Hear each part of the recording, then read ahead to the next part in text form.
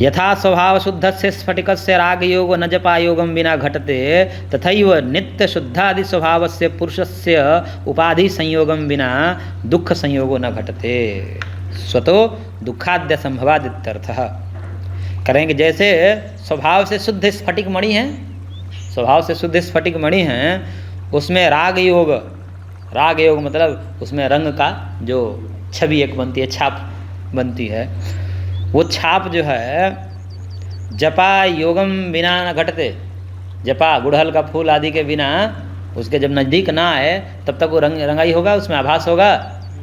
तो स्वभाव से शुद्ध स्फटिक मणि का जिस प्रकार से उसके सन्निधि में कोई नज़दीक जपा पुष्प आदि आए तो जपा पुष्प के सन्निधि से ही उसमें राग होता है, सन्निधि के बिना राग नहीं होता। तथैव वैसे ही नित्य शुद्धादि स्वभाव जो पुरुष है उसके नज़दीक प्रकृति जब नहीं आएगी तब तक से उसको दुख नहीं होगा। और नज़दीक प्रकृति किस रूप में आती है? कार्य महदादि के रूप में आती है।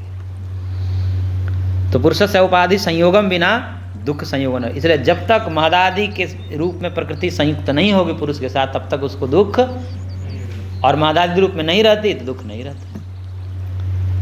इसलिए स्वतः दुखादय संभवात, इसलिए स्वतः दुख नहीं होता आत्मा को, जैसा कि वैशेषिकों ने माना स्वभाव से दुखी है, ऐसा नहीं है, अपितु संयोग से दुखी है, औपाधिक बंधत्व है। तदुक्तम सौर्य, सौर पुराण एक पुराण है, उस पुराण में का वचन दे रहे हैं। यथा ही केवलो रक्तः स्फटिको लक्ष्यते जनैः रजगाद्यपधानेन तद्वत् परम पुरुषः, करके जैसे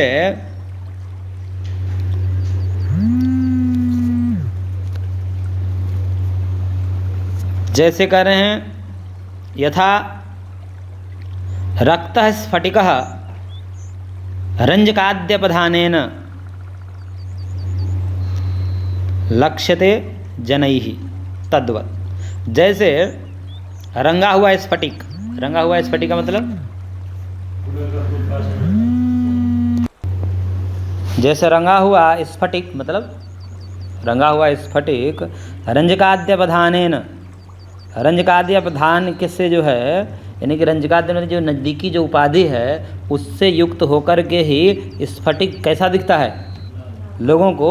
जनई ही रक्त स्फटिको लक्ष्यते, लोगों को ऐसा लगता है कि रंगा हुआ है।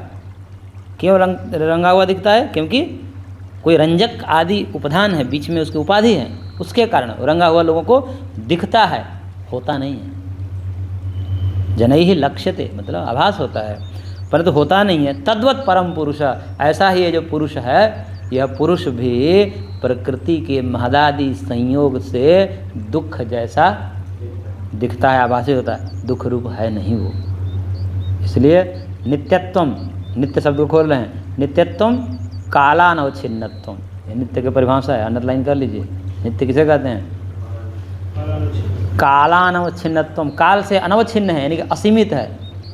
कालानवच्छिन्नत्वम नित्यत्वम, काल से जो अनवच्छिन्न है असीमित है उसको नित्य कहते हैं।